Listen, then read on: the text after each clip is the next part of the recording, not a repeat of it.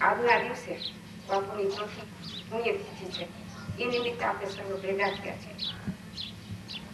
જ્યારે બાપુ અહીંયા હતા ત્યારે એ જે પ્રવચન કરતા, એ જે બોલતા, કોઈ પણ આવે બાપુનું સુંદર મીઠું ગળું.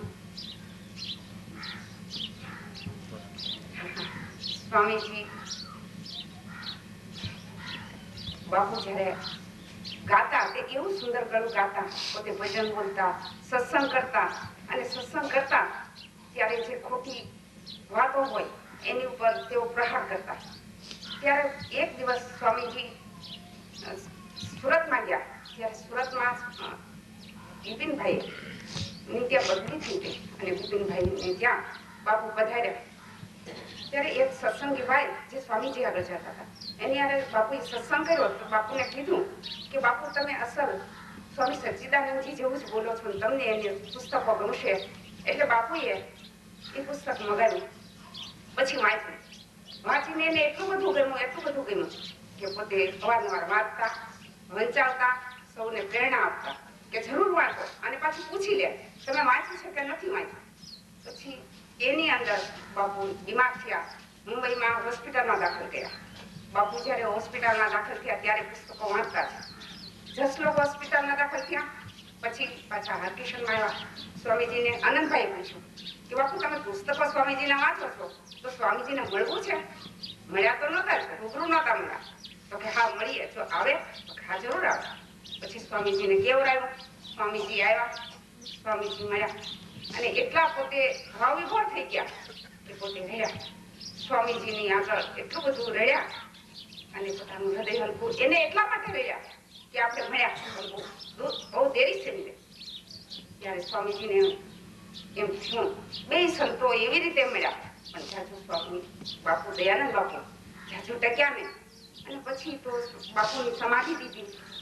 સ્વામીજી પધાર્યા અને દર વખતે બાજડાની ભૂમિ એવી કઈક બળવાન છે કે અહીંયા સ્વામીજી પધારે છે ને આ તીર્થભૂમિને વધારે પાવન કરે છે. હવે આપ સૌ આવ્યા છો, સૌનો આભાર. અને સૌને જેને જેને અનુભવ થઈ ગયો છે એને ખબર છે કે બાપુ મારી બધી જિંદગી જીવા છે, કોઈની શેર મારે નહીં. ભાવ એટલો બધો, એટલી બધી લાગણી કે જે કોઈ આંગણે પોતાના આગળ આવે એઓને જે માગે એ આપતા. અને ગળામાંથી એટલું દર્દ હતું, એટલું સુંદર ગાતા, ભજન ગાય અને ગાયને પાછળ અર્થ સમજાવે. ત્યારે બધા ખૂબ આનંદ આવતો. આજ જ્યારે બે સંતોના એક વિચારો થાય છે. બાપુ એમ કહેતા કે દયા જ્યારે જોયા નતા સ્વામી સચ્ચિદાનંદજીને ત્યારે સ્વામીજી એમ કહેતા આ તો ગુજરાતના સંત છે, દયાનંદ સરસ્વતી છે બીજા.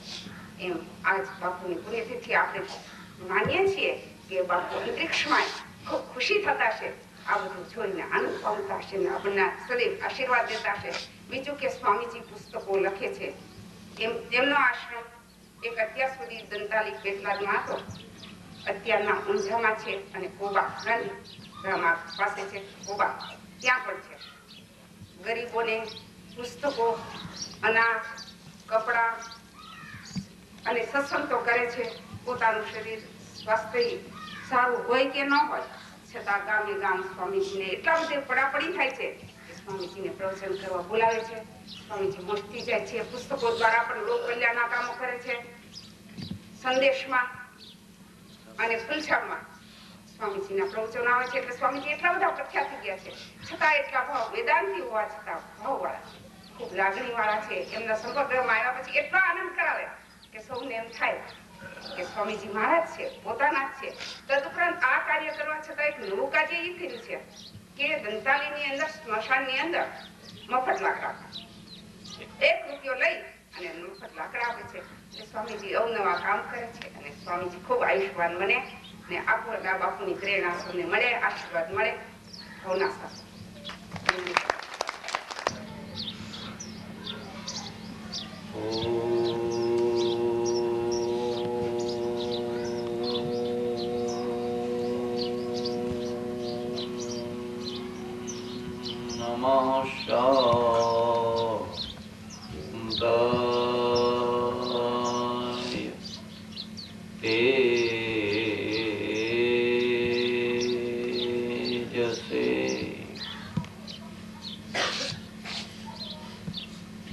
વાઢડા સનાતન આશ્રમના અધ્યક્ષ આદરણીય બહેન શ્રી જ્યોતિર્મયીબેન ઉષાબેન,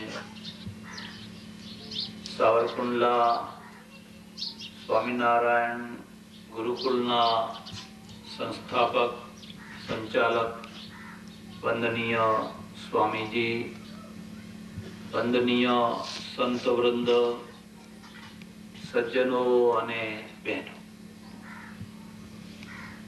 જીવનનું વર્ગીકરણ કરવું હોય તો મારી સમજ પ્રમાણે જીવનને 4 ભાગમાં વહેંચી શકાય. સૌથી પહેલું જે જીવન છે એનું નામ છે નિષ્ફળ જીવન. બીજું જીવન છે એનું નામ છે કરુણ જીવન. ત્રીજા જીવનનું નામ છે સફળ જીવન અને ચોથા જીવનનું નામ છે ધન્ય જીવન. આ 4 શબ્દો યાદ રાખજો. તમારી ચારે તરફ નજર કરો. બ્રહ્માંડોના બ્રહ્માંડો કોઈને કોઈ એક પ્રકારના જીવનમાં ચાલી રહ્યા છે. આ પુસ્તકનું એક જીવન છે. તમે જોયું હશે, કોઈએ રામાયણમાંથી આ ભાગને જુદો કર્યો, પ્રેસમાં આપ્યો, છપાવ્યો અને પછી લોકોમાં વહેંચ્યો. પણ એ હજારે હજાર પુસ્તકોની એક દશા થવાની,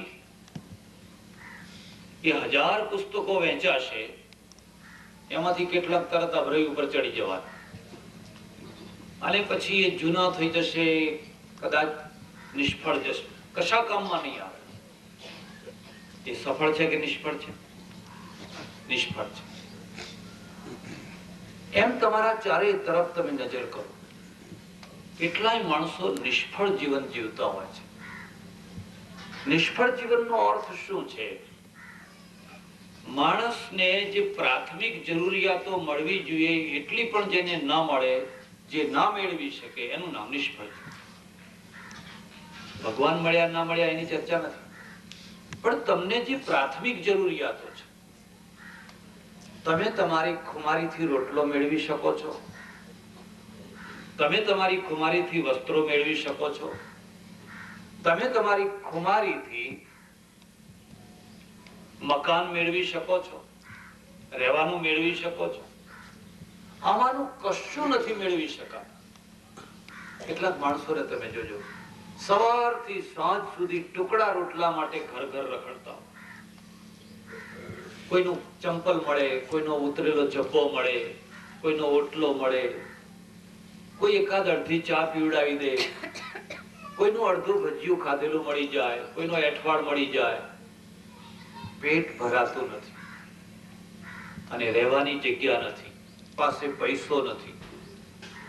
અને આ 2-5 વર્ષ નથી, આખી જિંદગીનો પ્રશ્ન છે. આવા જીવનને તમે શું કહેશો?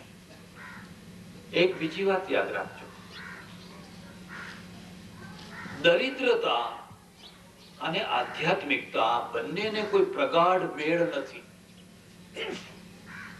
સુદામા થાય પણ એ એક સુદામા હોય, આખો સમાજ સુદામા ના હોય. ઝોપડપટ્ટીઓમાં જઈને જોજો, ત્યાં આધ્યાત્મિકતા કેટલી છે. ત્યાં ઝઘડા જ ઝઘડા છે, વેર ઝેર છે, ઈર્ષ્યા દ્વેષ છે, ગાળો છે, કુસંસ્કાર છે, વ્યસન છે. એટલે એવું નહીં સમજી લેવાનું કે કોઈ માણસ ગરીબ થઈ જાય એટલે એને ભગવાનનું ભજન કરતો થઈ જાય, એવું ના સમજી. હા, ગરીબમાં પણ થાય, પણ કોક સુદામા હોય. અને અમીરીમાં પણ ભગવાનનું ભજન હોય. જનક હોય, કોઈ શગાળ શાહ હોય, કોઈ જગડુ શાહ હોય, કોઈ ભામા શાહ હોય. અને મેં મારી જિંદગીમાં એવા કેટલાય માણસો જોયા છે, સરસ મજાના આલિશાન મકાનમાં રહેતા હોય, પણ એના જીવનમાં કોઈ અહંકાર ના હોય. કોઈ અહંકાર ના હોય, જાણે કશું જ નથી. એટલે પહેલું જીવન છે નિષ્ફળ જીવન. એને કશું મળ્યું નથી અને કશું નથી મળ્યું. જીવનના ઢસરડા કર્યા જ કરે છે, જીવન ખેંચ્યા જ કરે છે, ખેંચ ખેંચ ખેંચ ખેંચ. માણસ મરી જાય કે કૂતરું મરી જાય એમાં કશો ફરક. ફૂટપાથ ઉપર મરી જાય છે પગ ઘસી ઘસી. મારે આશ્રમના દરવાજે છે, હમણાં 2-3 મહિના પહેલા, 1 મહિના થયા હશે, એક અત્યંત મરે એવો બીમાર માણસ કોઈ ઉતારી ગયો, રિક્ષામાં ઉતારી ગયો. હું હાજર નહીં આશ્રમમાં. આશ્રમ વાળા એને જમાડીને કોઈ બીજી રિક્ષામાં પાછો મોકલી દીધો. આ ભલા આપણે શું કર્યું? સગા મા બાપની કોઈ સેવા કરવા તૈયાર નથી તો કોઈ અજાણ્યા માણસની કોણ સેવા કરે? અને આપણા ત્યાં શું ખૂટે છે? મધર ટેરેસા કેમ આગળ આવી? આપણે કેમ આગળ નથી આવતા? તમારી પાસે પૈસો નથી ખૂટતો, તમારી પાસે ખૂટે છે આયોજન, ખૂટે છે દૃષ્ટિ, ખૂટે છે. સ્ટેશન ઉપર કોઈ મૂકી આવ્યો, ફરી પાછું બીજા ત્રીજા દિવસે કોઈ બીજા માણસે ફરી આશ્રમમાં ઉતારી દીધો, આશ્રમના દરવાજે. 2-3 દિવસે હું આવ્યો બહારથી, મને કોઈએ કહ્યું બહાર એક માણસ છે, અમે એને ખાવાનું પાણી બધું આપીએ છીએ. રાતના 8:30 વાગે હું ગયો, એ દરવાજા આગળ બેઠો. હું તમને એક ભલામણ કરું છું ખાસ. કેટલીક વાર ભિખારીમાં અમીર બેઠો હોય છે અને કેટલીક વાર અમીરીમાં કંગાલ માણસ બેઠો હોય છે. ભિખારી કમખી ચૂસ. આશ્ચર્ય થાય તમને. મેં કહ્યું તારું નામ શું? અને કે મારું નામ વલ્લભ. સ્વસ્થતાથી, હાડકે હાડકું દેખાય છે, પૂરી સ્વસ્થતાથી જવાબ આપે છે. વલ્લભ તું કયા ગામનો? હું કાઠિયાવાડ. કઈ નાતનો છે? હું વૈષ્ણવ વાણિયો છું. અરે વલ્લભ તારી આ દશા કેમ? તારા કોઈ સગાવાલા નથી? મને કે છે પણ કોઈ બેસવા નથી દેતા. એટલે હવે નથી જ કહેવાય. તો તું અહીં પડ્યો છે તો તને રાત્રે ઠંડી નથી લાગતી? ટાઢ નથી વાતી? મને કે ના, બધું ટેવાઈ ગયો. એ નથી કહેતો મને ધાબળો આપો, માથું નથી કૂટતો મને ફલાણું આપો, મને કે ટેવાઈ ગયો છે.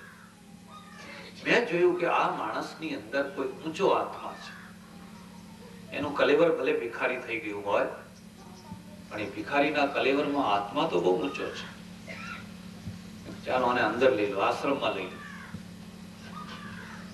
2-3 માણસોને કોઈ એને ગરમ પાણીથી નવડાવો, ધોવડાવો, ખવડાવો. ડોક્ટરને કીધું એને બાટલા ચડાવો, દવા કરો. માણસ મરવાનો છે, એમાં કોઈ શંકા નથી, પણ એને મરતા મરતા એમ સંતોષ થવો જોઈએ કે હું કૂતરાના મોતે નથી મરતો. તમારી ચારે તરફ લોકો કૂતરાના મોતે મરે છે ને તમને તમારું રૂવાડું ફરકતું નથી, અને છતાંય તમે ધાર્મિક છો. છતાંય તો ધાર્મિકતા કેવી તમારી? કૂતરાના મોતે માણસો મરે છે. ભલે 10-15 દિવસ, મહિનો જીવે. હું એને પૂછું વલ્લભ તારી જે ખાવાની ઈચ્છા થાય એ તારે મને કહેવું, હું તને ખવડાવીશ. કારણ કે હવે તારા માટે કોઈ ચરી નહીં, કોઈ નિયમ નહીં, બધા નિયમ પૂરા થઈ ગયા. એ 15-20 દિવસ આશ્રમમાં રહ્યો હશે, મરી ગયો પછી. એને કોઈને આટલા હેરાન નથી કર્યા, કોઈને પજવ્યા નથી કોઈ દિવસ. એની પાસે ભગવદ્ ગીતા, નાથજી બાવાનું ચિત્ર, આટલી ઉંમરમાં આવી સ્થિતિમાં પણ એ ભગવદ્ ગીતાનો પાઠ કરે અને શ્રીનાથજીનું ચિત્ર રાખે. મને કેટલીક વાર એટલી વેદના થાય કે આવા મોટા વૈષ્ણવોના મંદિરો, આવા મોટા 56 ભોગો, આટલી મોટી હવેલીઓ, અને આ એક વૈષ્ણવ છે એ કૂતરાના મોતે મરી રહ્યો છે, પણ એને કોઈ થાળનો ટુકડો આપનારો છે? પછી પડીકા જ બાંધવા છે બધા. એટલે પેલાને લખવું પડ્યું, વૈષ્ણવ નથી થયો તું રે, સિદ્ધ મન ગુમાન ધારે, વૈષ્ણવ નથી થયો તું રે. કેટલું સારું થયું. મેં કહ્યું ભાઈ તારા અહોભાગ્ય નહીં, અમારા અહોભાગ્ય કે તું અમારે આશ્રમમાં આવ્યો. મેં બહુ મોટા મોટા યોગીઓને મરતા જોયા છે, અને મરતી વખતે મોટા ભાગે બધા લોકોને સન્નિપાત થઈ ગયા છે. બકવાદ કરે, ગાળો બોલે, કઈનું કઈ કરે, પજવી નાખે, લોકોને હેરાન કરી નાખે. ત્યારે આ માણસ પરોડીએ મરી ગયો ત્યાં સુધી પૂરી સ્વસ્થતા છે. આશ્રમના કોઈ માણસને કશું હેરાન ના કરે. એક માણસ છે જેના જીવનને આપણે વર્ગીકરણમાં મૂકીએ તો એ વર્ગીકરણ શું છે? નિષ્ફળ જીવન. તમે શું કમાયા? પેટ ભરીને ખાધું જિંદગીમાં? નહીં. સારા કપડા પહેર્યા? નહીં. સારા મકાનમાં રહ્યા? નહીં. સંસારના મોજ શોખ ભોગવ્યા? નહીં. આ બધું ત્યાગથી કર્યું? ના છોડે કરવું પડે. અમારે તો બધું જોઈતું હતું પણ કશું મળ્યું નહીં.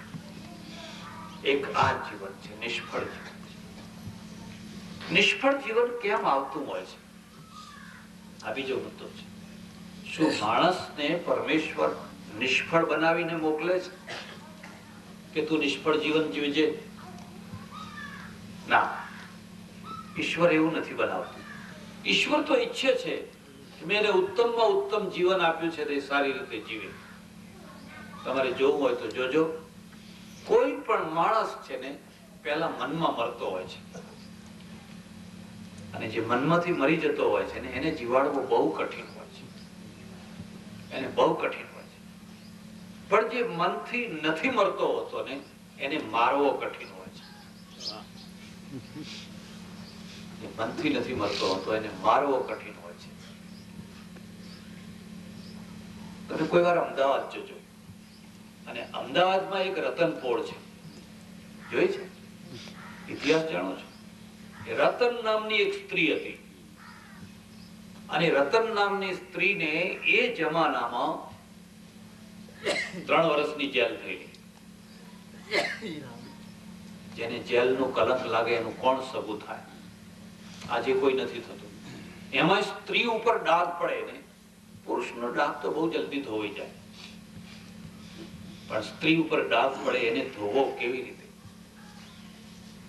તમારી સંસ્કૃતિ ઘણી ઊંચી, એની ના નહીં, પણ કોઈ વાર સ્ત્રી થઈને આ સંસ્કૃતિને માપી છે તમે પુરુષ થઈને જ સંસ્કૃતિને માપી છે. એક વાર તો સ્ત્રી થઈને આ સંસ્કૃતિને માપી જુઓ તો તમને ખબર પડે. જે સીતા અગ્નિની પરીક્ષા આપે, અને અગ્નિ પરીક્ષા આપ્યા પછી જેની શુદ્ધતામાં જરાય શંકા ના રહે, અને જેને રામ જેવો ભરથાર મળ્યો હોય, એ સીતાને સગર્ભાવસ્થામાં રામ કહી દે લક્ષ્મણ એને ઉતાર્યા જંગલમાં જ્યાં જાનવરો હોય ત્યાં, અને અડધી રાતે એને ગીચ જંગલમાં જ્યાં જાનવરો, હિંસક જાનવરો હોય ત્યાં ઉતારી દેવામાં આવે. કયા પાપે? કોઈ વાર સીતાની નજરે તમે સંસ્કૃતિનું માપ કાઢ્યું? રામ જાણે છે કે આ શુદ્ધ છે, પણ દુનિયા છે ને દુનિયા આગળ હારી જવા બહુ મોટી કાયરતા પ્રતિષ્ઠાની છે. પ્રતિષ્ઠાની કાયરતા જેવી કોઈ કાયરતા નથી. તમે પ્રતિષ્ઠા, અને બનાવટી પ્રતિષ્ઠા, સાચી પ્રતિષ્ઠા નહીં. બનાવટી પ્રતિષ્ઠા આગળ લોકો કાયર. લોકો શું કહેશે? અરે લોકો શું કહેશે? હું ઘણી વાર આલોચના કરું છું. કદાચ સીતાજીને કાઢી મૂકવાની જરૂર હતી, ભલે કાઢી મૂક્યા, પણ એને જંગલમાં કેમ ઉતાર્યા? હરિદ્વાર કે ઋષિકેશ કે હિમાલયમાં કોઈ દૂર એક આશ્રમ બાંધી 2 કુટિયાઓ બનાવી ત્યાં રાખવા હતા. તું રહેજે, મહિને મહિને ડર મોકલશું. આટલું તો કરી શકાય કે ના કરી શકાય? આટલું ના કરી શકાય તો સારું કે એ વખતે ખાધા ખોરાકીનો દાવો નહીં થતો હોય. જો આજે જો સીતાજી હોય ને રામ ઉપર દાવો કરે તો શું થાય? કોણ જીતે? તમે શું માનો? કોર્ટમાં કોણ જીતે? કોઈ વાર તમે સંસ્કૃતિ છે ને એને સ્ત્રીની નજરે જુઓ, વિધવા થઈને સંસ્કૃતિ જુઓ, ત્યક્તા થઈને જુઓ, કલંકિત થઈને જુઓ. તમે પુરુષો બધા બૂમો પાડે રાખો અમારી સંસ્કૃતિ ચિતા ઉપર ચડાવી દેવામાં આવી એ વિધવાઓ થઈને જુઓ, દેવદાસીઓ બનાવી દીધી એ દેવદાસીઓ થઈને જુઓ. જેને ઉજ્જવળ જીવન જીવવું હતું પણ સમાજે આવડી નાની નાની છોકરીઓને પરણાવી દીધી. કલંકિત કરી નાખે. એટલે એ જે રતનબાઈ છે ને, એ રતનને જેલ થઈ. પછી જયારે છૂટી 3 વર્ષ પૂરા થયા અને જયારે એ છૂટી કોઈ લેવા આવે ને, ભારતમાં 2 રૂપ છે. સ્ત્રી છે એ કાં તો માથા ઉપર રહે છે, કાં તો પગ નીચે રહે છે. જો એ તમારી અપેક્ષાઓ પૂરી કરે અને તમે સજ્જન માણસ હો તો તમે માથા ઉપર ઉપાડો. માતા તરીકે, પત્ની તરીકે, ફલાણા તરીકે, કોઈ પણ તરીકે માથા ઉપર. પણ જો એ તમારી અપેક્ષા ના પૂરી કરે તો એ પગ નીચે. બેન ખરી, હું ભાઈ છું, બેન ખરી, પણ શરત એટલી કે હું કહું ત્યાં જ એને પરણવાનું. જો એની મેળે એ પરણવા તૈયાર થાય તો ગળું કાપી નાખે, તો મારી નાખે. એની કોઈ અપેક્ષા નહીં. અમે કહીએ ત્યાં તારે પરણવા, તો ના પાડનારી છે કોણ? અને જો ના પાડીશ તો સગો ભાઈ બેન ને મારી નાખે. કદી બેન થઈને આવા પ્રસંગને અનુભવ્યો છે? એની કોઈ અપેક્ષાઓ હોય કે ન હોય, એની કોઈ ઈચ્છાઓ હોય કે ન હોય, બસ નહીં. અમે કહીએ એવી રીતે જીવો તો તમને દાગીના લાવી આપીએ, સારા ચંપલ લાવી આપીએ, સારી સાડી લાવી આપીએ, બધું બરાબર છે. પણ જો તારી ઈચ્છા પ્રમાણે જો એક ડગલું તું ચાલવા માંગે ને તો નાક કાપી નાખીએ, મારી નાખીએ. કલ્ચરને કદી આવી રીતે ના માપી શકાય. કલ્ચરને માપવું હોય તો એને ચારે દિશાથી માપવું પડે, ચારે તરફથી માપવું પડે. માત્ર તમારી દૃષ્ટિએ નહીં, એની દૃષ્ટિએ જુઓ. કદી હરિજન થઈને તમે તમારી સંસ્કૃતિને માપી છે? બ્રાહ્મણ થઈને માપી, બરાબર છે. બહુ મોટી, બહુ મહાન. એકવાર હરિજન થઈને માપો. લોકો પાસે ના બેસવા દે, છાયા ના પડવા દે. તમને ખબર પડે કે એની નજરે તમે કેવા છો. આ બાપુએ માપી. અને આ બાપુ છે ને, એમના પ્રત્યે મને અનન્ય પ્રેમ થયો. એટલા માટે પ્રેમ થયો, હું ઘણીવાર લોકોને કહું છું, જિંદગીમાં 1000 બાયલાઓ મળે એના કરતા એક મર્દ માણસ મળે ને, બસ બેડો પાર થાય.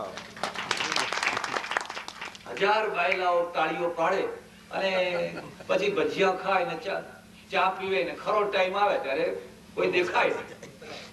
એક મર્દ માણસ હોય ને ઘણું થયું. આ માણસે કોઈના વિરોધની પરવા ના કરી, કોઈ પ્રતિષ્ઠાની કાયરતા ના બતાવી. તો પ્રતિષ્ઠાના આગળ તો બધાને ઝૂકી જવું પડે. લોકો અમને શું કહેશે? 500-400 વર્ષ પહેલા જુનાગઢનો નરસિંહ હતો ને, હરિજનોના ત્યાં પ્રસાદ લેવા ગયો. એ તો કોઈ સુધારક નતો, નાગર બ્રાહ્મણ હતો, વૈષ્ણવ હતો. અને હરિજનોએ કહ્યું, મહેતા અમારે ત્યાં તમે ભજન કરવા આવશો, પ્રસાદ લેવા આવશો? અને સહજ રીતે કહી દીધું, આવીશ, જરૂર આવીશ. એના ઉપર કેટલા માછલા ધોવાયા, એના ઉપર કેટલું જુલમ થયું. અને તમને એક બીજી વાત કહું, શ્રીજી મહારાજ છે ને, સહજાનંદ સ્વામી, એમના જીવનમાં તો એટલા પ્રસંગો બન્યા, એટલા પ્રસંગો બન્યા. ત્યાં જેતલપુર, અને જેતલપુરમાં યજ્ઞનું આયોજન કરેલું. સુરત થી ને દૂર દૂરથી બધા કેટલા લોકો આવે ને રોજ મીઠાઈઓની હાંલીઓ લઈ લઈને આવે. એટલે મીઠાઈઓના ઢગલા. એક કોળી આવે, બહુ ગરીબ માણસ, અને જુવારનો રોટલો, છાછઠિયાનો જુવારનો રોટલો બનાવીને લાવે, પેલી પછેડીમાં ઢાંકીને. પણ એ દૂર બેસે, પણ આ મીઠાઈઓ જુએ એટલે એની હિંમત ના ચાલે. શું સુરતની ઘારી ને શું આટલી બધી મીઠાઈઓ, અને આ મારો રોટલો હું કેવી રીતે આપું? જે હૃદય ના વાંચે ને એ કદી સંત ના થઈ શકે. જેને હૃદય વાંચતા આવડે અને જેને હૃદય હોય એ સંત થઈ શકે. કોરી બુદ્ધિ હોય તો વકીલ થવાય, ડોક્ટર થવાય. અમે એવા ડોક્ટરો જાણીએ છીએ જે મરદાને ઇન્જેક્શન આપે છે, બને એટલા બિલ ઉભા કરો, ઉપડે એના પહેલા જેટલા બને એટલા બિલ ઉભા કરો. એમની પાસે સારામાં સારું મગજ છે, પણ એ મગજની નસ છે ને, નસ હૃદય સાથે કપાઈ ગઈ છે. ઘરમાં આવે એટલે છોકરા સાથે ચાલુ થઈ જાય છે. એટલે શ્રીજી મહારાજ છે ને, એમણે અંતરથી વાંચી લીધું. પણ એક કોળી બેસે છે. એ જમાનામાં પાણી નહીં, આજે આટલું પાણી થયું. એટલે ઘણા લોકો તો 2 દિવસે 5 દિવસે 10 દિવસે નાય. આ સૌરાષ્ટ્રમાં પણ એ દશા. અને એમણે કહ્યું અહીંયા પેલો આવ્યો, જેમ તાંદડા સંતાડતા સંતાડતા સુદામાં ગયેલો એમ એનો રોટલો સંતાડતો સંતાડતો ગયો. અને શ્રીજી મહારાજ છે, એને કહ્યું પેલું આપ મને. શું છે? બાપુ બાપુ બાપુ. ખેંચી લીધો રોટલો, અને રોટલો ખેંચીને ત્યાં ને ત્યાં જ બેઠા બેઠા ખાવા તોડી તોડીને. ડાબા પગ ઉપર જમણો પગ ચડાવેલો છે, અને ડાબા હાથમાં એ રોટલો લઈને ત્યાં બેઠા બેઠા ખાવા લાગ્યા. મુક્તાનંદ સ્વામીએ જોયું કે રોટલો થોડો કાચો છે, અને આ જો બધો ખાઈ જશે તો પેટમાં દુખશે. અને આ તો ભલું પૂછો, પેલા જેમ મુઠ્ઠીઓ વળી વળી તાંદળા ખાવા માંડ્યા હતા. એટલે ફટ દઈને કહ્યું બસ મહારાજ, હવે એનો પ્રસાદ અમને આપો, નહીં તો આ તો બધો ખાઈ જશે. માણસમાં કેટલું આત્મબળ હશે. જ્યાં મીઠાઈઓના ઢગલા હોય, જ્યાં ઊંચી કોમના લોકો આવીને બેઠા હોય, ત્યાં એક કોળીના હાથનો રોટલો લઈ અને સભા વચ્ચે ખાવો, એ કોઈ નાની સૂની વાત છે?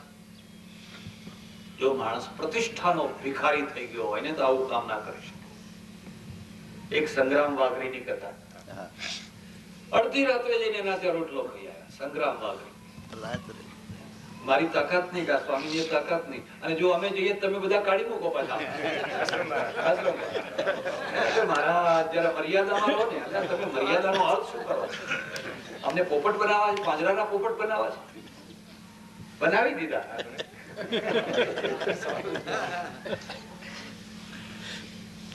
એટલે રતનબાઈ છે ને, રતનબાઈ જયારે બહાર નીકળીને ઉપર આકાશ ને નીચે ધરતી, કોઈ લેવા નહીં આવેલું. કાકો નહીં, મામો નહીં, ફલાણો નહીં, ફલાણો નહીં, ફલાણો નહીં, કોઈ નહીં. એક બીજી વાત યાદ રાખજો, માણસની શક્તિ ક્યારે વધે છે? વિપત્તિમાં. કારણ કે એમાં શક્તિની જરૂર હોય છે. તમે વધારેમાં વધારે ક્યારે દોડી શકો? જયારે કૂતરું પાછળ પડે ત્યારે. બોલો, જેને વાહ આવ્યો હોય એ દોડે કે ના? હમણાં બેઠો હોય વાહ છે, ચલાતું નથી, પણ જો કૂતરું પાછળ પડ્યું હોય તો એકદમ દોડે. જાણે પેલો રેસ કોર્સ નો ઘોડો દોડતો હોય એવી રીતે ઓલિમ્પિકમાં દોડતો. વિપત્તિ એને શક્તિ આપે. અને જે માણસે વિપત્તિ જોઈ નથી, જે માણસ કદી વિપત્તિમાં પડ્યો નથી, એ માણસ કદી શક્તિશાળી ના થઈ શકે. વિપત્તિ કાં તો તમને મારી નાખે અને કાં તો તમને દિવ્યતા આપે. રામને જો વન ના મળ્યું હોત, 14 વર્ષની પનોતી તમને 7.5 ની લાગી હશે, એને 14 ની ડબલ પનોતી લાગી. પણ એ ડબલ પનોતી એને ભગવાન બનાવી દીધા. જો ઘરમાં રહ્યા હોત ને, ગાદી ઉપર બેસી ગયા હોત તો ખાધું પીધું ને રામની કોઈ કથા ના હોત. માણસના ખમીર છે ને, ખમીરને માપવાની જગ્યા વિપત્તિ છે કે એ ટાઈમે કેટલો સ્વસ્થ રહી શકે. ગુરુ ગોવિંદસિંહજીના 4 દીકરા, 2 દીકરાને દિવાલમાં ચડાવી દીધા અને 2 દીકરા યુદ્ધમાં માર્યા ગયા. છતાંય ખમીર એનું એ. મારું પુસ્તક છે ભારતીય યુદ્ધનો ઇતિહાસ, મેં ગુરુ ગોવિંદસિંહજીને અર્પણ કર્યું છે. તમારો એક દીકરો મરી જાય તો ગુમા ભૂમ કરો છો, આખો આકાશ પાતાળ એક કરી નાખો છો. પેલાના 4 અને કેવી રીતે દિવાલમાં ચણાવી લીધા, આંખમાં આંસુ નહીં. કે 4 તો ઓછા છે. જે હું કામ કરવા નીકળ્યો છું એ કામ જો પૂરું થતું હોય તો 40 લાખ ચડાવવા તૈયાર છે. એમાંથી એક સ્ટીલનો માણસ પેદા થતો હોય. છોકરું હાચવીને ઘરમાં પૂરી રાખો, જયારે જુઓ ત્યારે ઘરમાં પૂરી રાખો. તમે પૂરી જાઓ, છોકરી પૂરી દો. હવે આ બધા સસલા જીવ્યા તો શું ને ના જીવ્યા તો શું? આટલા બધા કબૂતર ભેગા થઈને કરીને જો રહેતો શું ના રહેતો શું?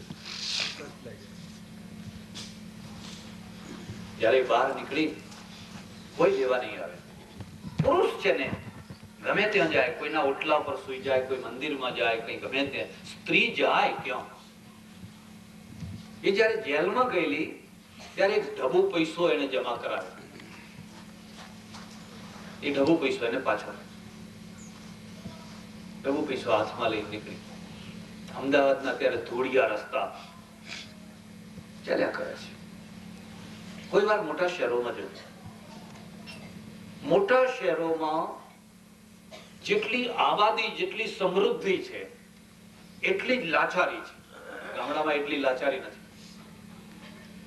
ગામડામાં સમૃદ્ધિ નથી, ઓછી છે, પણ શહેરો જેટલી લાચારી નથી. તમને લાચારી દેખાતી નથી. એ મોટા શહેરની અંદર રાત્રે ક્યાં સૂવું એના માટે કેટલાય લોકો લાચાર છે.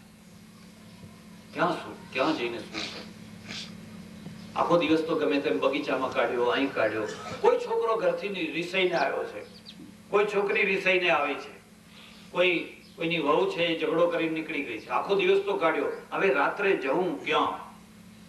કોઈ બેકાર માણસ આવ્યો છે પત્નીને આશ્વાસન આપીને કે હું નોકરી કરીને પછી તને મની ઓર્ડર મોકલીશ. અને અમદાવાદમાં લાચાર થઈને રખડી રહ્યો છે. તમારી પાસે દ્રષ્ટિ છે અને દ્રષ્ટિ હોય તો તમે લાચારને મદદ કરો, એને આશરો આપો, એને હિંમત આપો. એ સાચો ધર્મ છે. એના માટે કોઈ જગ્યા. આ બાઈ નીકળી, ચાલતા ચાલતા ચાલતા ચાલતા ચાલતા એક ભાડભુજાને જોયો તો પેલા ચણા શેકે, ધાણી ચણા એવું બધું છે. અને ઢબુ પૈસાના સામે જોયું, એને કહ્યું ઢબુ પૈસાના ચણા, આટલા ચણા. એ ઢબુ પૈસાના ચણા લઈને એક કોર્નર ઉપર એ બેસી ગઈ. ચણા લો, ચણા લો, ચણા લો, ચણા લો. સાંજ સુધી એને એક દાણો ના ખાધો. 2 પૈસામાંથી 2 આના ઉભા કર્યા. 2 આના ઉભા કર્યા.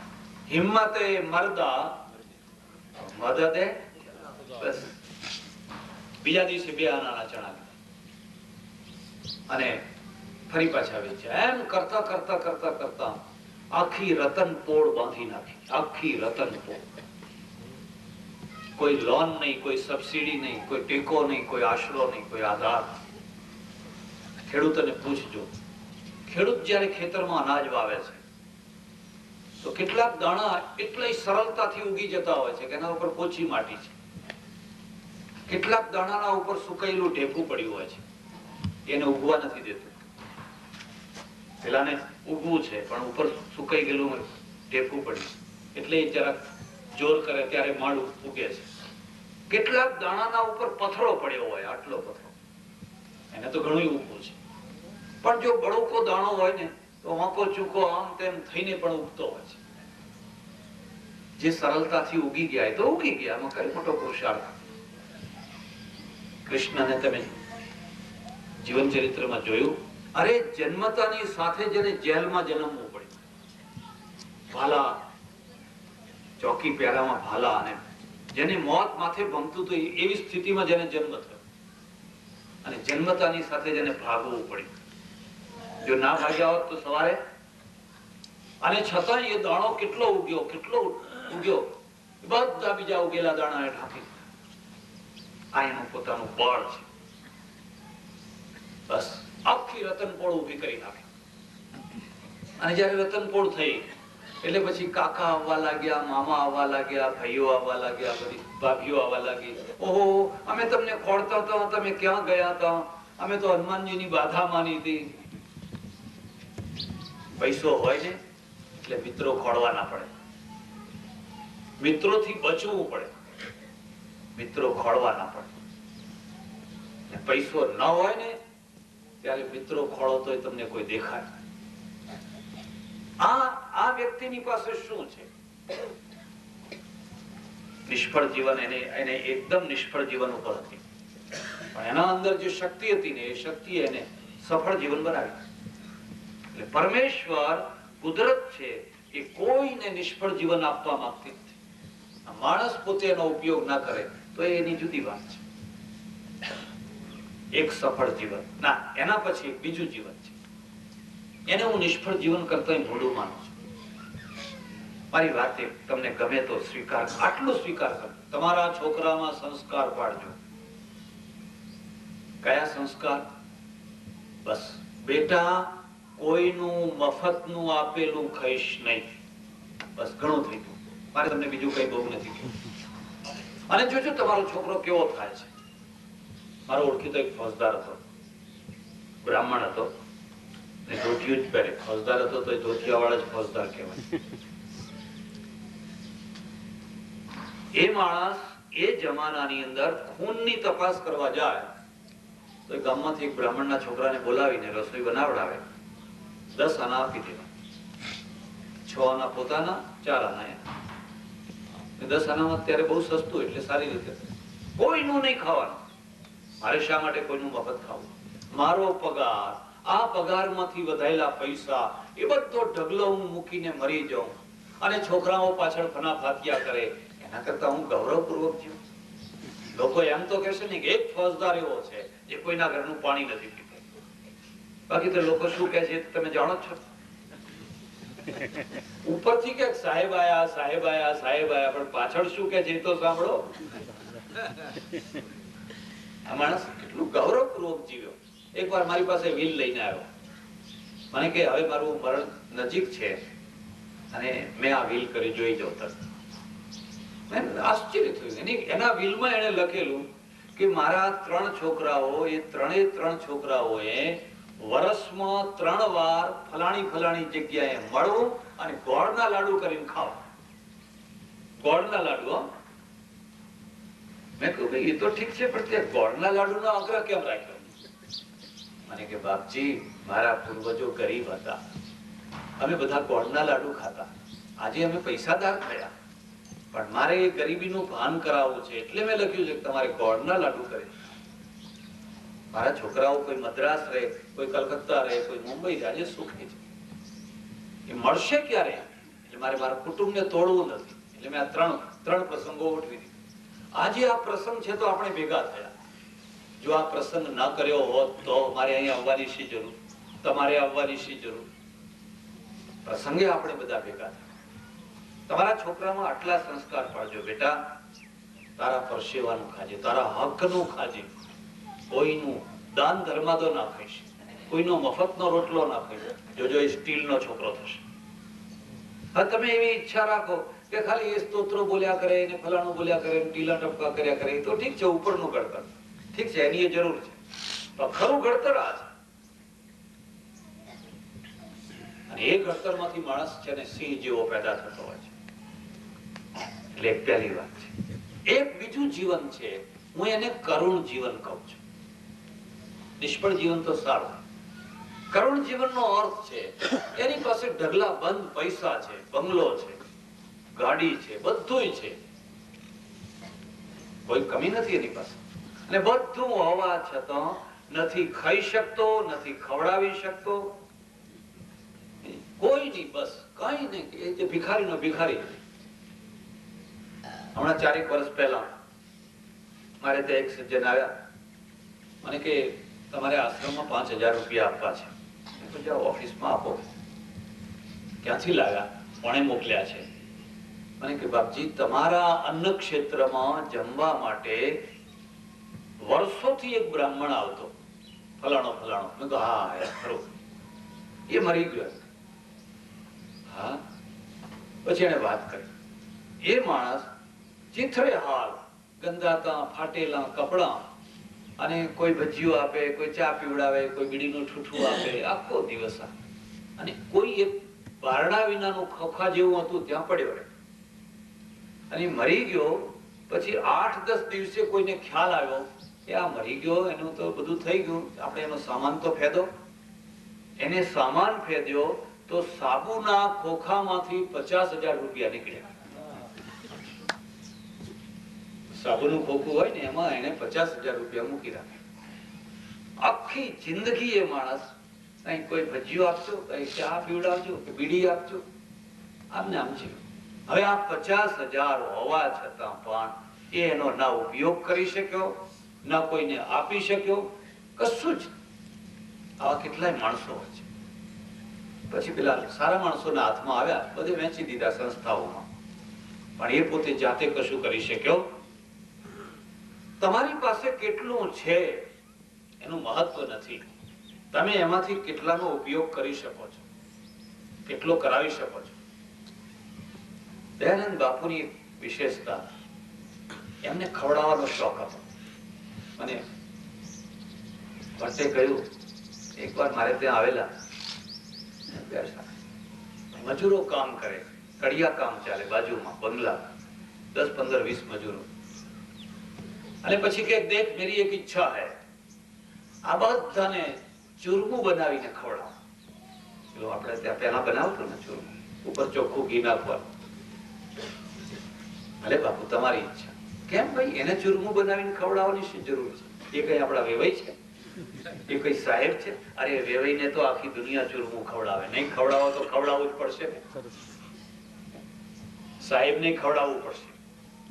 પણ જે માણસ ગરીબ છે, જેને કદી સારી રસોઈ જોઈ નથી, કોઈ વાર એને ખવડાવી તો જુઓ. અમે ફરતા ફરતા એકવાર ડાંગ જિલ્લામાં ગયા, પછી ગાડી લઈને મારી સાથે બધા માણસો યાત્રા કરવા નીકળેલા. ગાડી બગડી, રાત રોકાવાનું થઈ ગયું. પછી મેં કહ્યું, આપણે કાલે અહીં બ્રાહ્મણ જમાડશું. કે અહીં બ્રાહ્મણ ક્યાંથી લાવશું? કોઈ તો આવી જશે. બધું સાથે સીધું લીધેલું. સરસ મજાનો શીરો બનાવો, સોજીનો. શેરે શેર ઘી નાખીને મગ શીરો બનાવો, બટાકાનું શાક બનાવો. બસ બહુ થઈ. એ જે આદિવાસી છોકરાઓ ઝોંપડામાં રહેનારા, એ બધા ભેગા કર્યા. કારણ કે મેં રાત્રે એમને પૂછ્યું, તમે શું ખાઓ છો, તમારો ખોરાક શું છે? કોઈ બતાવે. બહુ આગ્રહ કરીને પૂછ્યું. ત્યારે એક માણસે કહ્યું કે આ જંગલી જે અનાજ થાય, નાગલી, બાવટો, એવું તેવું, તે અમારે તો કેટલું, 1/2 કિલો, 1.5 કિલો હોય. આવડા મોટા માટલામાં પાણી ભરીને એમાં નાખીએ, 1/2 માટલું પાણી, અને પછી 1/2 કિલો લોટ નાખીએ. ઉકાળ કરી જરા સહેજ રબડા જેવું થાય, બધા ભેગા મળીને પી જઈએ.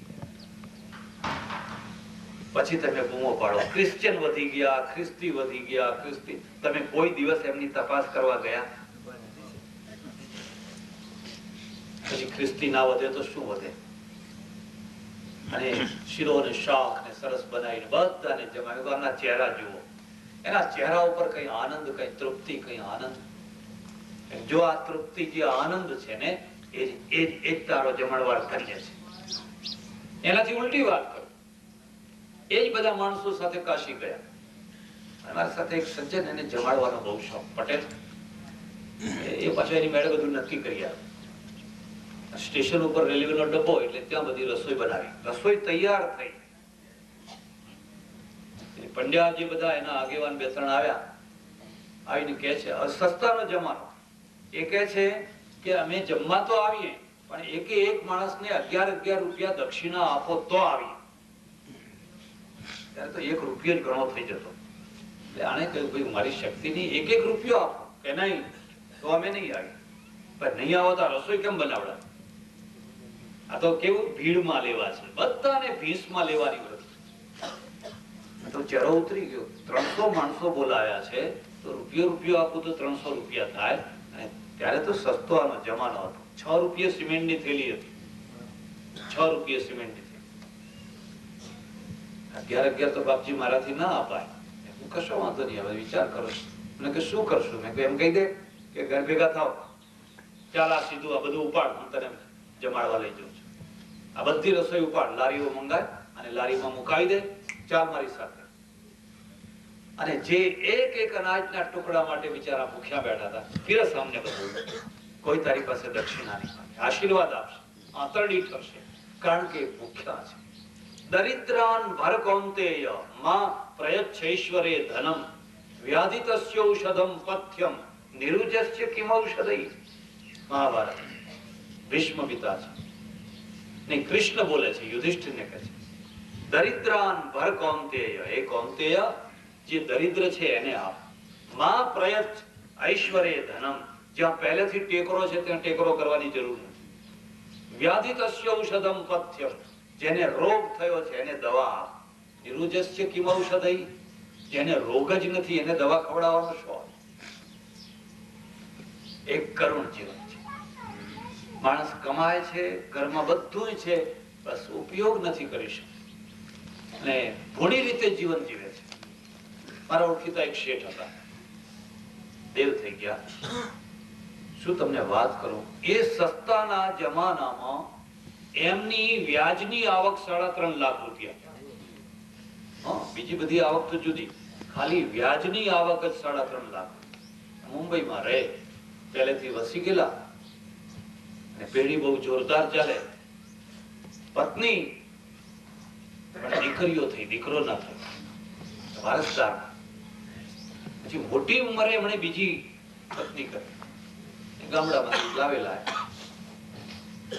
આ સ્ત્રી આવીને બહુ બિચારી શરમાળ, એને પ્રસૂતિના દિવસો, પૂરા દિવસો, અને પેટમાં બહુ તકલીફ થાય. અને આ શેઠ છે ને આખો દિવસ ચોપડો, પેલો મોટો તકિયો આગળ મૂકે, એના ઉપર ચોપડો મૂકે, દાઢી આગળ ચશ્મા લાવે, અને આ વધ્યા આવી 4 ને વધ્યા આવી 8 ને વધ્યા આવી 10, 9 ને વધ્યા, બસ વધ્યા જ વધ્યા. જ્યારે જુઓ કોઈ દિવસ એ ઘરમાં જુએ, અરે કૂતરું પાડો ને તો કૂતરું વાલનું ભૂખ્યું હોય છે. જો સમય ઉપર કૂતરાને વાલ નહીં આપો તો એ તમારી વફાદારી છોડી દેશે. તો જે માણસને તમે રાખ્યું એને જો સમય ઉપર વાલ નહીં આપો અને તમે વફાદારીની અપેક્ષા રાખો તો તમે જીવનને સમજી નથી શક્યા. તમે ઘર બરબાદ કરી નાખશો. પૈસો કમાઓ, પણ જેના માટે કમાઓ છો એનો ઉપયોગ તો કરો. પશ્ચિમની આપણે નિંદા કરીએ છીએ, ભાઈ સાંજે 5 વાગે એટલે દુકાન બંધ કરી દેવા, પછી સ્વિમિંગ પુલમાં નાવા જવાનો, ક્લબમાં જવાનો, નાચવાના, કૂદવાના, બીજું આનંદ પ્રમોદ કરવાનો. અહીં તો અહીંનો વેપારી તો રાતના 12 વાગ્યા સુધી અડધું બારણું ઉગાડીને બેઠો હોય. કોઈ ગ્રાહક આવે છે? હવે તો યમરાજ આવે તો સારું તમારા પાસે. 12 વાગે આવે તો ઊંઘો, જપો. કિલો કે છે 5 વાગ્યા ખલાસ, હવે ડ્યુટી પૂરી થઈ ગઈ, કમાવાનું કમાઈ લીધું, હવે આનંદ પ્રમોદ કરવાના. અને પેલી સ્ત્રીને બહુ પીડા ઉપડી. શેઠ આગળ તો 1-2 વાર એને કહેલું કે મને કોઈ નર્સિંગ હોમમાં દાખલ કરાવી દો, મને બહુ તકલીફ છે. આ શેઠ પાછા એવા ને, એને કહ્યું અરે ગાંડી, આ બધી ગાયો, આ પક્ષીઓ, પશુઓ ક્યાં નર્સિંગ હોમમાં દાખલ થાય છે? આ તો લોકોએ ખોટું ઊભું કર્યું છે, બધું કુદરતે આપોઆપ થઈ જશે. ગામડાની સ્ત્રી બિચારી બોલી ન શકે. છેવટે જયારે એનાથી રહેવાયું નહીં, ત્યારે જે જૂનો મહેતો હતો, વાણોતર હતો, એનો મુનિમ હતો, એને કહ્યું તું ગમે એમ કરીને મને 60 રૂપિયા લાગ્યા. પેલો એ પરિસ્થિતિ સમજી ગયો. એને શેઠને કહ્યું શેઠ તિજોરીની ચાવી લાવો, કેમ? મારે 60 રૂપિયા જોઈએ છે. જૂનો એટલે એનો પ્રભાવ. ચાવી આપે, 60 રૂપિયા કાઢ્યા. ઘોડાગાડી કરી, ત્યારે પેલી ગાડીઓની બસો, એને ઘોડાગાડી કરી અને એક નર્સિંગ હોમમાં લઈ ગયા. તરત જ એને ઓપરેશન, એને કહ્યું ભાઈ તરત ઓપરેશન કરવું પડશે, છોકરું મરી ચૂક્યું છે, બાળક મરી ચૂક્યું છે, 1 કલાક તમે મોડા આવ્યા તો આ સ્ત્રી મરી જવાની. ઓપરેશન કરીને મરેલું બાળક છે, અને મરેલું બાળક છોકરો, જે વારસદાર માટે આ વધ્યા આવી, અરે વારસદાર તો મરી ગયો હતો, લેવા વધ્યા લાવ. તમે એને શું કહેશો? એનું નામ કરુણ જીવન છે.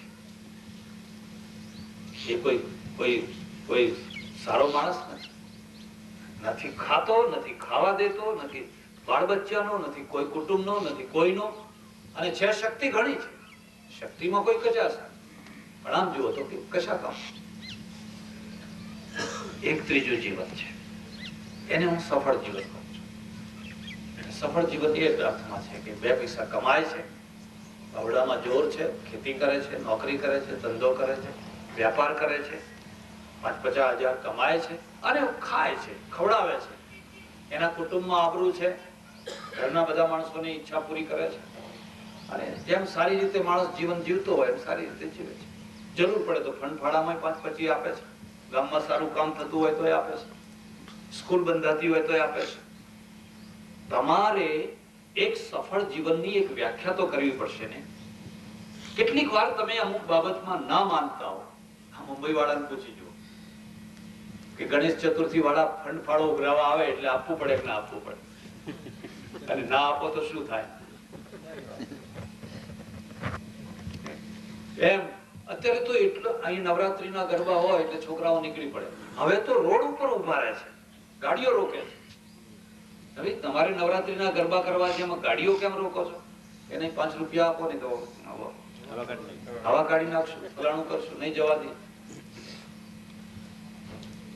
આ માણસ છે ને, હું તમને ભલામણ કરું છું, જે ગામમાં રહેતા હો, જે સમાજમાં રહેતા હો, એની સાથે ચાલજો. એ જરૂરી નથી કે અમુક બાબતમાં તમે માનો. તમે ના માનતા હો, આખા ગામ ઉજાવણી કરતો હોય આખું ગામ ઉજાવણી, અને તમારા ભાગે પૈસા આવે તો આપી દેવાના. પહેલા 11 આવતા હોય તો 15 આપવા. તમે પૈસા ઘટી નહીં જાય તમારા, પણ તમારું માન રહેશે. તમને જીવન જીવતા આવડે છે, અને એ રીતે હું એને સફળ જીવન કહું છું કે માણસ સફળ છે. એને કોઈના પાસે લાંબો હાથ નથી કરવો પડતો, એ બીજાને આપે છે. આ તો સફળ જીવન છે. પણ મારે જે ચર્ચા કરવી છે ને, એ એના ઉપરના જીવનની ચર્ચા છે. એનું નામ છે ધન્ય જીવન. ધન્ય જીવનનો અર્થ છે જે આખી જિંદગી સુધી બીજાના માટે જીવ્યા કરે. એની હાથમાં મુઠ્ઠીમાં પૈસા છે, બધું છે, પણ પોતાની જાત માટે. નદી છે, પોતાની જાત માટે નથી વહેતી. એ કલકલ વહે છે, અને ઈચ્છે છે કોઈ આવીને ખોબે ખોબે પાણી પીવે. અને જયારે નદીમાંથી કોઈ ખોબે ખોબે પાણી પીવે છે ને, ત્યારે નદીનો ચહેરો ઉતરી જાય છે. ઉલટો એને આનંદ થાય છે, બહુ સારું, મારે ત્યાં કોઈ પાણી પીવા આવ્યું, કોઈ પાણી પીવા આવ્યું. એક માણસ પણ નદી જેવો છે, નદીની માફકે વહેતો હોય છે, કલકલાટ કરતો, પણ એ ઈચ્છે છે કોઈ મારે ત્યાં આવે ને મારું પાણી ખોબે ખોબે. કેટલાકના ઘર તમે જોજો, એને ઘરના બહાર નળ લગાવેલો હશે. આ બીજા લોકો પાણી ભરવા ક્યાં જાય? અમારે ઘરમાં નળ છે, મોનોબ્લોક પંપ મૂક્યો છે, ઉપર ટાંકી ભરી છે, પણ આ આજુબાજુના ગરીબ માણસો બિચારા ક્યાં જાય? ભલે ભરી જતા, થોડો બગાડ કરશે, થોડું નુકસાન કરશે, ભલે થતું હોય, પણ એમને પાણી ભરવા. કેમ કે એના હૃદયમાં વિશાળ. કેટલાક માણસોના ઘર તમે જોજો, અને એ ઘરની અંદર કોઈ અન્નપૂર્ણા રહેતી હશે. અમારો અનુભવ છે. આખા ગામમાં જેટલા ઘર હોય, બધા ઘરમાં અન્નપૂર્ણાઓ ના હોય. કોઈ ઘરમાં અન્નપૂર્ણા હોય, કોઈ ઘરમાં લક્ષ્મીજી હોય, કોઈ ઘરમાં સરસ્વતી હોય, કોઈ ઘરમાં કાળકા માય હોય. તમે આ સમજાય? જે ઘરમાં અન્નપૂર્ણા હોય ને, એના રસોડામાં 2-3 માણસો વધારે ખાય એટલી રસોઈ હોય જ. 2-3 માણસો વધારે જમી જ શકે. અને એને જમાડવામાં આનંદ. એ તપાસ કરજા, આટલું પેલાને આપી આવ, આ ફલાણાને આપી આવ, આટલું મંદિરમાં આપી આવ. એ બહેન છે ને, એ બેઠી બેઠી છોકરાઓના દ્વારા અપાવતી જ રહે છે. કારણ કે અન્નપૂર્ણા છે. તમે એને ઓળખો, એને સમજો. પેલી સુજાતાએ જે ખીર ખવડાવી બુદ્ધને, કોઈ અન્નપૂર્ણાના ઘેરથી આવેલી. એ શેઠાણીએ કહ્યું, જા બેટા, આપણા ત્યાં આજ ખીર બનાવી છે, એટલે આ કટોરામાં કોઈ તપસ્વી હોય, પારણું કરવા માંગતો હોય તેને ખવડાવી. બાકી ખીર તો ઘણા બનાવતા હોય, બારણું બંધ કરીને ખાય. પડોશીનો ડર લાગે કે આ પડોશીઓ જરૂર આવશે. આ એક એવી છે, અન્નપૂર્ણા છે. કેટલાકના ઘરમાં લક્ષ્મીજી હોય, એની આવે એના પગલા થાય, ઘરમાં પૈસો જ આવે, અને સમૃદ્ધિ આવે. અને મેં એવી કેટલીય સ્ત્રીઓ જોઈ છે કે મારા એક ઓળખીતી બેન હતી, હમણાં ગુજરી ગઈ. સવાર થાય એના પતિ પાસે 100ની નોટ લઈ લીધા, 100ની નોટ, અને પતિ પણ 100ની નોટ એને આપે. કોઈને ચંપલ ના હોય ચંપલ આપે, કોઈને આ ના હોય તો આ આપે, ફલાણું ના હોય તો ફલાણું આપે. એને રોજના 100 રૂપિયા મારા વ્યક્તિગત મારે વાપરવાના. તે દાન પુણ્યમાં, મારા વ્યક્તિ કોઈ ખર્ચોમાં નહીં. કોઈનું નાકાર ના કઈ આપે. કોઈ બાજુમાં વિધવા હોય, આ હોય, તે હોય, આપે રાખે. કોઈના ઘરમાં સરસ્વતી હોય છે, ભારતી હોય છે, ભામતી હોય છે, એટલી વિદુષી, એટલું પાંડિત્ય, ભજનો રચે, કવિતાઓ રચે, છંદ રચે, અને એટલું બધું વાંચન હોય, છોકરાઓને વંચાવે, ભણાવે, ટ્યુશનની જરૂર નહીં. સરસ્વતીનો અવતાર. કેટલાકના ઘરમાં કાળકા માતા હોય, છૂટા કેસ મૂક્યા હોય, અને આવડી મોટી મોટી આંખો હોય, લાલ જીભ જ્યારે જુઓ ત્યારે બહાર નીકળેલી હોય, એટલે એના પતિને પણ બધું ટેવાઈ ગયા. આડોશ પડોશ વાળા હોય ને એ કે આજ તો કાળી ચૌદશ છે, ચાલો આપણે ગામ બહાર પેલા કાળકામાનું મંદિર છે ને ત્યાં દર્શન કરવા જઈએ. એટલે કે તમે જાઓ, અમારે તો રોજ ઘરમાં જ દર્શન થાય. જ્યારે જુઓ ત્યારે વિકરાળ સ્વરૂપ, પેલી ભડકેલી ભેંસ હોય ને, વિકરાળ સ્વરૂપ. અરે કોઈ મહેમાન આવે ત્યારે તો જપો, ત્યારે તો તમારા ઘરની આબરૂ રાખો, પછી તમારે જે કરવું હોય. બે ડાયા ચાર માણસો આયા હોય ત્યારે તો સરખારો. આવો ભેદ હોય છે. એટલે એક ધન્ય જીવન હોય છે. અને ધન્ય જીવન શું હોય છે? બસ એ સ્ત્રી હોય, પુરુષ હોય, શેઠ હોય, નોકર હોય, રાષ્ટ્રપતિ હોય, પટાવાળો હોય, તમે જે કોઈ જગ્યાએ છો, નદીની બાબા, નદી કહે છે બસ કોઈ મારું પાણી પીવે, અને હું પાણી પીધા વિના દરિયામાં જઈને મારું પાણી મળી જાય તો મને વહેવાનો અર્થ શું? હિમાલયથી નીકળું અને સમુદ્ર સુધી જવું ને કોઈ મારું પાણી ના પીવે. તમે કોઈ વાર અનુભવ કરજો. તમારા પૈસા લેવા માટે ઝપાઝપી કરનારા તો તમને હજારો માણસો મળ્યા હશે, પણ તમારા પૈસા ઉપર આંખ ઉપાડીને નહીં જોનારો કોઈ મળ્યો છે કે તમારા પૈસાના સામે આંખ ઉપાડીને ના જોવે? અને જો આંખ ઉપાડીને જોનારો ન મળ્યો હોય ને તમને, તો તમે એટલું યાદ રાખજો કે આના કરતા એ મોટો છે. પૈસાની ધન્યતા છે, વિદ્યાની ધન્યતા છે, તમારા બાવડામાં જોર છે તો એની ધન્યતા છે. ગામનું રક્ષણ કરો, કોઈ ગરીબ માણસનું રક્ષણ કરો. તમારા મગજમાં બુદ્ધિ છે તો બુદ્ધિની એ ધન્યતા છે. ગાંધીમાં કોઈ ઓછી બુદ્ધિ નથી, બહુ બુદ્ધિશાળી હતા. જો વકીલાત કરી હોત તો એ તો બહુ સારા વકીલ થઈ શકે, પણ એને વિચાર કર્યો બુદ્ધિનો ઉપયોગ મારે કુટુંબોને તોડવા માટે નથી કરવો, કુટુંબોને જોડવા માટે કરવો છે. જે મહેમાન કુટુંબના વકીલ થઈને ગયા આફ્રિકામાં, દક્ષિણ આફ્રિકામાં, બે મહેમાન કુટુંબો લડ્યા કરે. વકીલ તરીકે તો એને વધારે તોડી શક્યા હોત, પણ બેને જોડી દેવા છે. અને જોડનાર છે ને એની જ મહિમા છે, તોડનારની મહિમા નથી. તમારી પાસે જે કંઈ છે તમે એનો જ્યાં સદુપયોગ કરવા લાગ્યા ને જીવન ધન્ય થયું, બુદ્ધિ ધન્ય થઈ, શરીર ધન્ય થઈ. શ્રવણે કાવડ ઉપાડી માતા પિતાને બેસાડ્યા અને 68 તીરથ ફેરવ્યા. કો શ્રવણની પાસે પૈસો ન હોય તો એ શ્રવણ ધન્ય થયો કે ન થયો?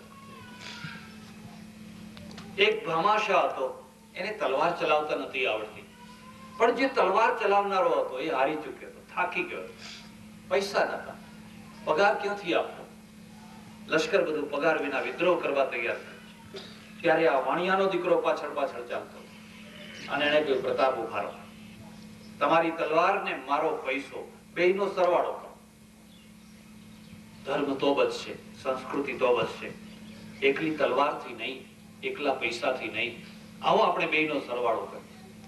અને ઇતિહાસ સાક્ષી છે, ભામાશાહનું નામ ક્યાં સુધી રહેશે? જ્યાં સુધી પ્રતાપનું નામ રહેશે ત્યાં સુધી.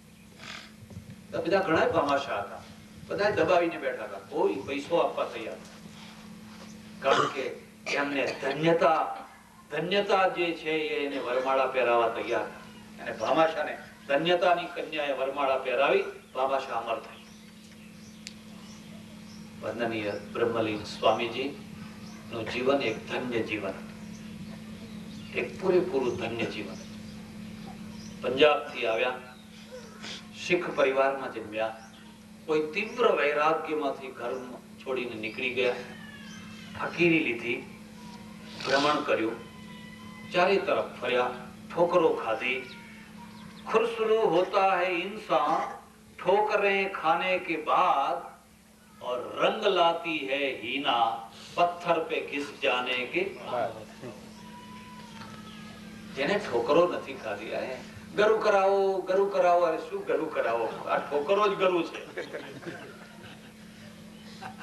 એમ કઈ ગરું ના કરાવાય. અને ઠોકરો કોણ ખાય? જે સાહસ કરે. જેને સાહસ નથી કરવું એ ક્યાંથી ઠોકરો ખાય? બહાર નીકળો, જુઓ. હું તમને કહું કે આવો ને એકાદ વર્ષ જુઓ તો ખરા. તો કે ના મહારાજ, એ તો તમારું કામ, અમારું કામ.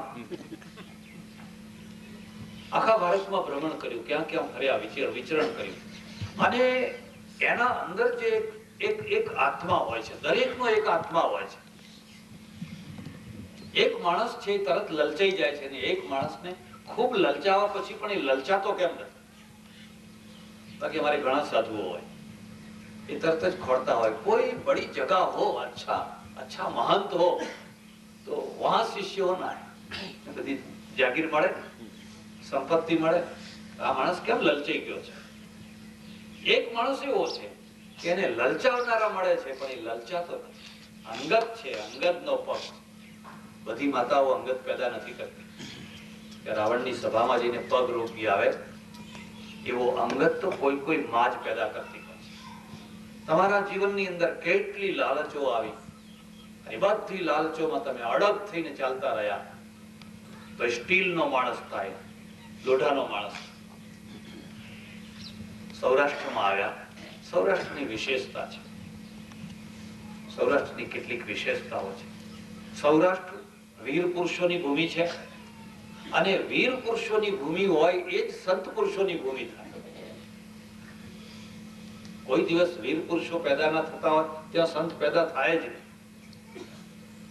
અને વીર પુરુષો ક્યાં પેદા થાય? જ્યાં પ્રેમ ગાથાઓ હોય. એટલે આ ત્રણ ગાથાઓ છે ને એકબીજાની પૂરક છે. પ્રેમ ગાથા, શૌર્ય ગાથા અને ભક્તિ ગાથા. આ ત્રણેય એકબીજાની પૂરક છે. અહીં શેણી વિજાણન થયા. પંજાબમાં જઈને જુઓ, સિરી ને ફરહાદ ને બધા કેટલા નામ થયા. કેમ?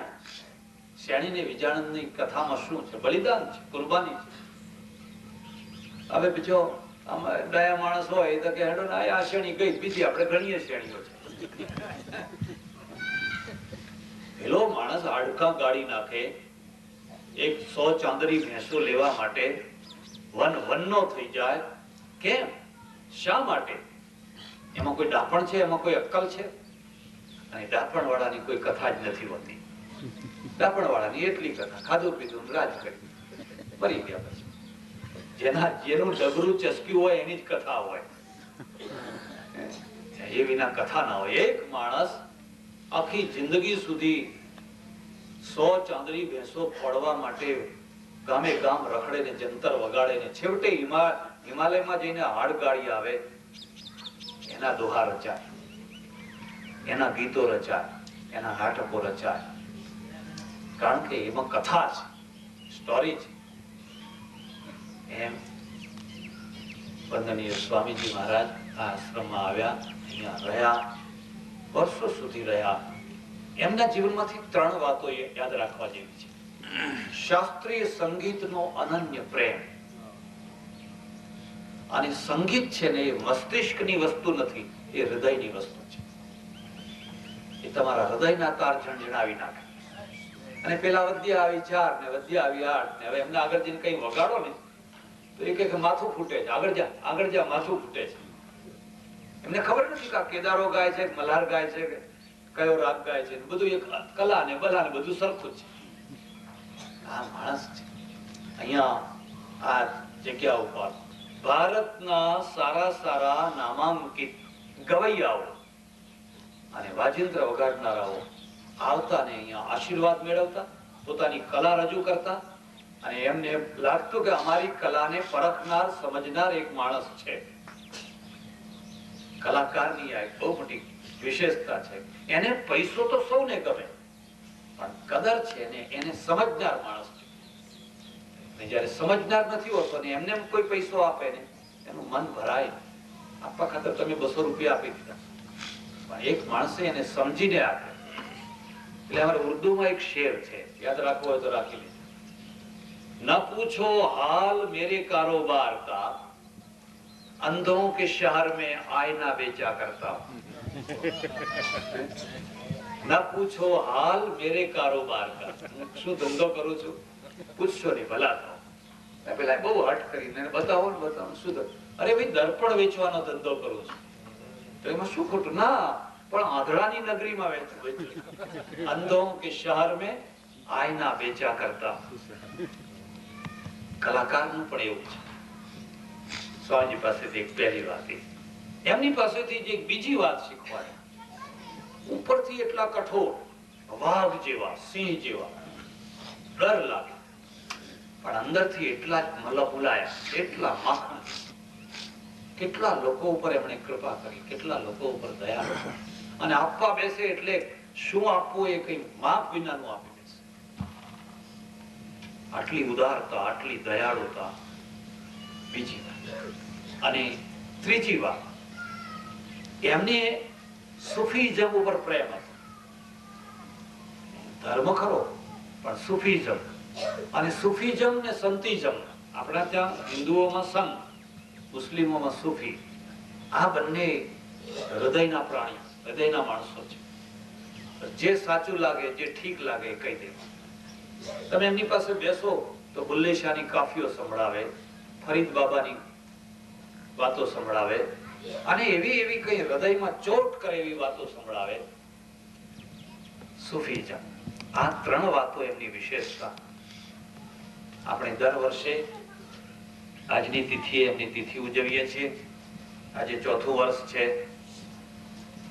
આ એટલો મોટો આશ્રમ, આ આશ્રમ બાંધવામાં ઘણા લોકોએ ખૂબ ભાગ ભજવ્યો.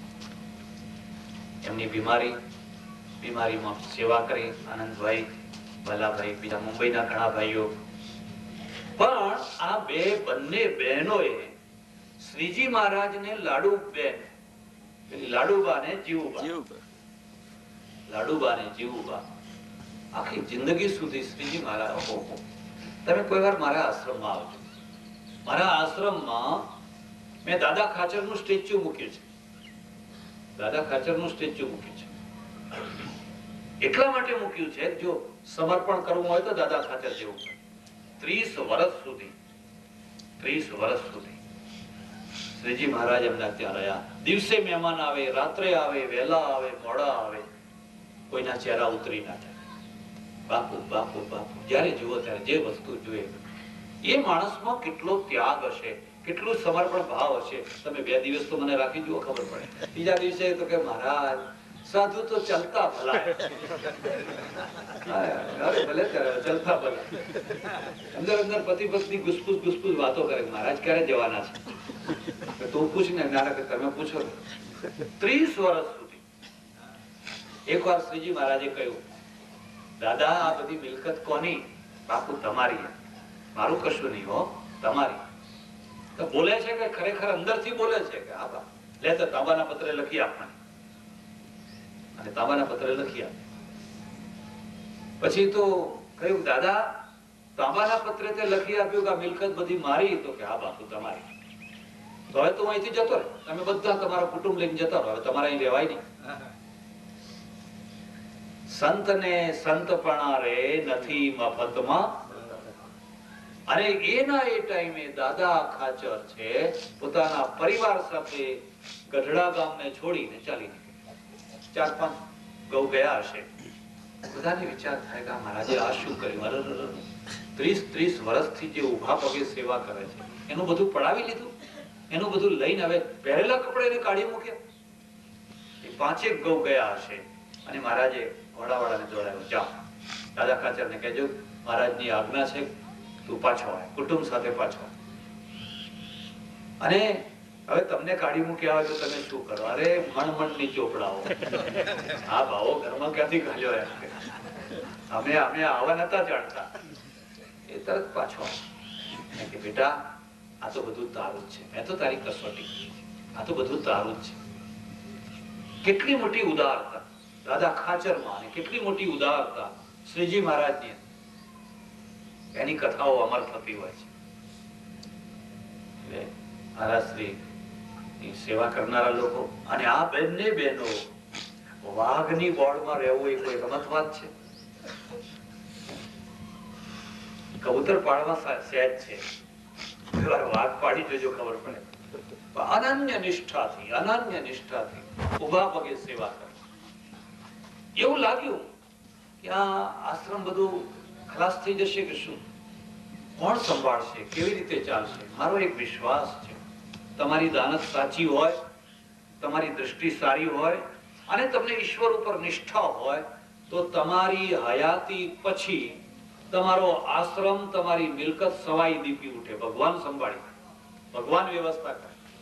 અને જો તમે જાતે વ્યવસ્થા કરવાના ફાંફા મારો ને તો કોઈ ચોરના હાથમાં આપીને જ જાઓ, કોઈ બદમાશના હાથમાં આપીને જ જાઓ. એ બધું 6 મહિનામાં 12 મહિનામાં બધું સાફ કરી દે. અરે આ તો ભગવાનનું છે અને ભગવાન જ એને, તમે જુઓ છો 4 વર્ષથી આ આશ્રમને ઉલટો વધારે સારો દીપાવ્યો છે આ બંને બહેનોએ. એટલે સજ્જનો, આજે આપણે પહેલી તો શ્રદ્ધાંજલિ પૂજ્ય દયાનંદ બાપુના ચરણોમાં અર્પિત કરીએ છીએ અને એમને અને પરમેશ્વરને પ્રાર્થના કરીએ છીએ કે આપનું જીવન ધન્ય. હવે આ આશ્રમ, આ પરિવાર, આ ચાહકો, આ એક વર્ગ, આ બધા હળીમળીને સંપીને દર વર્ષે આ દિવસે અહીંયા આવે. સંબંધની કસોટી પછીની છે. જીવતા જીવતા સંબંધ રાખ્યો એ તો બધાએ રાખે. ખરો સંબંધ મરણ પછી માણસ કેટલો સંબંધ રાખી શકે છે અને નિભાવી શકે છે એ ખરો. આજે મારા ભટ્ટ સાહેબ છે, બીજા બધા ઘણા ભાઈઓ છે, દૂર દૂરથી પણ આવીને ઉભા રહે છે. આ બહેનોને એક બહુ મોટી હિંમત આપે છે. તમે એકલા નથી, અમે બધા તમારી સાથે. તો હું પરમેશ્વરને હૃદયથી પ્રાર્થના કરું કે દયાનંદ બાપુના અને પરમેશ્વરના આપણા સૌના ઉપર આશીર્વાદ વરસે, આ આશ્રમ ખૂબ સારી રીતે ચાલે, એમના જીવનમાંથી આપણે પ્રેરણા લઈએ અને આપણા જીવનને ઉજ્જવળ બનાવીએ એવી શક્તિ મળે. આભાર, ધન્યવાદ. હરિ ઓમ. સદગુરુ દેવ.